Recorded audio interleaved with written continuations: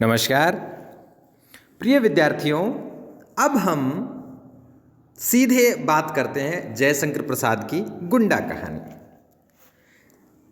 गुंडा कहानी एक तरह से इसका जो परिवेश है वो काशी का परिवेश है और इस कहानी में एक गुंडा संप्रदाय के बारे में बात की है। कहानीकार ने काशी के प्रसिद्ध गुंडा संप्रदाय की विशेषताएं और साथ ही साथ उस समय भारतीय जनमानस की जो स्थिति थी उसका इस कहानी में बहुत अच्छा संकेत किया है। राष्ट्र के अंदर किस प्रकार से एक प्रकार से अंग्रेजी राज स्थापित होने के बाद एक निराशा और हताशा का वातावरण था। ये निराशा और हताशा की जो प्रतिक्रिया है उसमें कुछ नया करने वाले, जो अपने आप को साहसिक रूप में दिखाने वाले जो संप्रदाय बने उसमें एक गुंडा संप्रदाय था। नाम से ऐसा लगता है कि उस समय इस प्रकार के लोगों को अधिक ज़्यादा तवज्जो और महत्व नहीं दिया जाता था। फिर भी इस संप्रदाय ने पूरे काशी के जनमानस को प्रभावित किया। कहानीकार ने एक संकेत इस कहानी में किया है, उससे हमें कहानी का विधान पकड़ में आएगा। उसी समय समस्त न्याय और बुद्धिवाद को शस्त्र बल के सामने झुकते देखकर काशी के विच्छिन्न और निराश नागरिक जीवन ने एक नवीन संप्रदाय की सृष्टि की।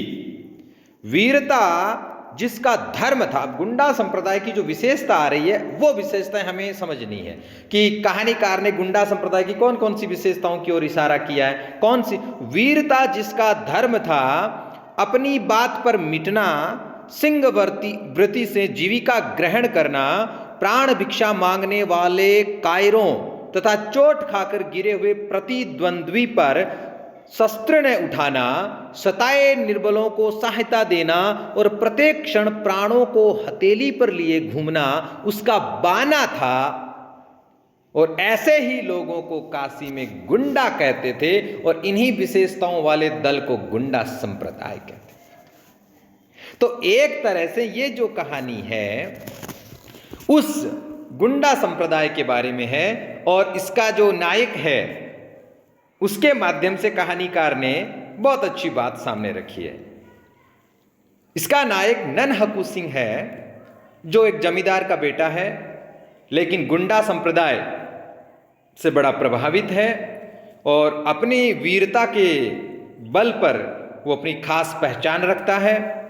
और उस समय साथ में कहानीकार ने एक बहुत अच्छा संकेत ये किया है कि जो दूसरा जो अंग्रेजी राज या अंग्रेजों के मातहत और अंग्रेजों के साथ मिले हुए लोग, उसकी ओर संकेत कहानीकार ने जो किया है कुबड़ा मौलवी।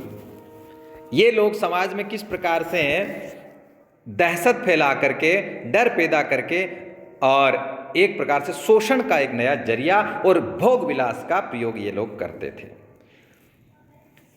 दुलारी का जो चरित्र इस कहानी में है, दुलारी राजमाता पन्ना की एक तरह से सहेली भी कह लीजिए और एक तरह से उनके परिवार का हिस्सा इस रूप में है कि वो वेश्या की पुत्री थी और उस परिवार में उनके साथ जो सेवा में रहने वाली रूप में आई। ननहकुसी का प्रभाव जो दुलारी पे है वो एक छोटी सी घटना से आता है कि दुलारी इस चीज को समझती है कि ननहकू सिंह कभी भी वेश्याओं के कोठों पर नहीं आया और एक छोटी सी घटना थी उसके पीछे संकेत कर दिया कि राजमाता पन्ना कभी ननहकुसी से प्रेम करती थी और ननहकुसी भी उससे प्रेम करता था। बीच में किसी तीसरे व्यक्ति ने, बलवंत सिंह ने पन्ना से शादी कर ली जबरदस्ती, और वो एक घटना का जो पछतावा था ननहकू सिंह को कि मैं उस दिन विरोध क्यों नहीं कर सका, उस दिन क्यों नहीं रोक सका, यही उसकी प्रतिक्रिया और एक तरह से यही एक प्रायश्चित था कि ननहकू सिंह अब हर इस प्रकार की घटना के लिए अपने उस रूप को लेकर आता है जो सबको रोक सकता है। साथ ही साथ कहानीकार ने इस बात की ओर इशारा किया है कि जीवन में अनेकों जो लोभ के आकर्षण हो सकते हैं, लेकिन स्त्री को वो आकर्षण कभी ज़्यादा अपनी ओर खींच नहीं सकते। यही कारण है कि दुलारी कुबड़े उस मौलवी से प्रभावित नहीं होती है, उसके पास पूरे राज का दल और बल है, लेकिन वो नन हकुसी से बहुत प्रभावित होती है। यही कारण है कि वो जब राजमाता पन्ना को जब अपनी बात बताती है, तब भी वो नन हकू सिंह की वीरता का ही बात को सामने रखती है। और उसके साथ साथ राजमाता पन्ना का जो आकर्षण है वो भी इस कहानी में आकर प्रकट होता है। जब तुरंत नन हकू सिंह ये बात सुनता है कि राजमाता पन्ना को कहीं पर नज़रबंद करके रखा हुआ है और उनको और कहीं भेजने का विचार है, तो तुरंत अपनी ताकत के साथ और बाहुबल के साथ वहाँ पहुँचने के लिए तैयार हो जाता है। और सबसे बड़ी बात, वो राजमाता को वहाँ से निकालता है और जो तिलंगे एक प्रकार से संकेत किया कहानीकार ने अंग्रेजों के लिए, फिरंगियों के लिए, तो उन सब का वो अकेला सामना करता है और वहां से उन्हें निकाल, एक तरह से ये बताने की कोशिश की है कि नन हकू सिंह जो गुंडा संप्रदाय में जो दीक्षित हुआ और उसका जो व्यक्तित्व था, किस प्रकार वो स्त्रियों के प्रति और किस प्रकार उसकी वीरता थी और किस प्रकार वो कर्तव्य बोध से और जीवन की उस एक घटना ने, जिस समय वो पन्ना से उसका प्रेम था और उससे वो विवाह नहीं कर पाया और बलवंत सिंह ने उससे विवाह कर लिया, उसी एक बात की प्रतिक्रिया में नन हकू सिंह ऐसा हो गया। और आज वो अपने उसी प्रेम भाव के कारण ही राजमाता को बचाने के लिए वहाँ अपनी जान की बाजी लगा देता है। और ये बहुत सुंदर इसका जो चित्रण है, इसमें देखिए अंतिम जो पंक्तियां हैं, नन हकू सिंह ने ललकार कर चेत सिंह से कहा, आप क्या देखते हैं? उतरिए डोंगी पर। उसके घावों से रक्त के फुहारे छूट रहे थे। उधर फाटक से तिलंगे भीतर आने लगे थे। चेत सिंह ने खिड़की से उतरते हुए देखा कि 20 तिलंगों की संगीनों में वे अविचलित होकर तलवार चला रहा है। नन हकू के चट्टान सदृश शरीर से गैरिक की तरह रक्त की धारा बह रही है। गुंडे का एक एक अंग कटकर वहीं गिरने लगा।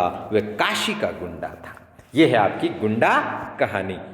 तो अब जब आप इसको पढ़ेंगे तो पूरे अच्छे ढंग से समझ में आ जाएगी कि गुंडा संप्रदाय, फिर गुंडा कहानी, इसका जो कथानक है वो गुंडा संप्रदाय से लिया गया है। गुंडा संप्रदाय काशी का बहुत प्रसिद्ध संप्रदाय रहा। लगभग 1881 के आसपास की घटना को इसके केंद्र बिंदु में रखा गया है। और जो नन हकू सिंह का जो चरित्र है, उस चरित्र को किस प्रकार से इसके हमारे सामने रखा है कि वो ऐसा व्यक्ति था जो किसी भी अपने प्राणों की रक्षा के लिए गिड़गिड़ाने वाला नहीं था। वो उसी संप्रदाय का प्रतिनिधित्व करता है जिसका मुख्य जो उद्देश्य था वो वीरता था। एक तरह से ये कहानी अंग्रेजों के खिलाफ भारतीय जनमानस को वीरता से लड़ने का संदेश दे रही थी।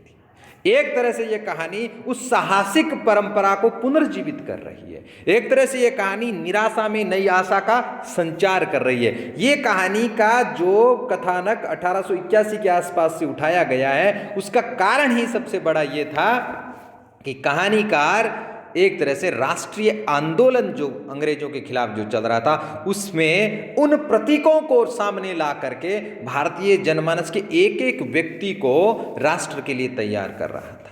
तो ये इस कहानी की प्रासंगिकता भी है। और वर्तमान में भी ये कहानी उस बात की ओर इशारा कर रही है कि अगर व्यक्ति अपने स्वाभिमान के लिए डटा नहीं रहेगा तो वो व्यक्ति कभी अपने अस्तित्व को बचा नहीं पाएगा। तो ये हुआ आपके लिए गुंडा कहानी। बहुत बहुत धन्यवाद।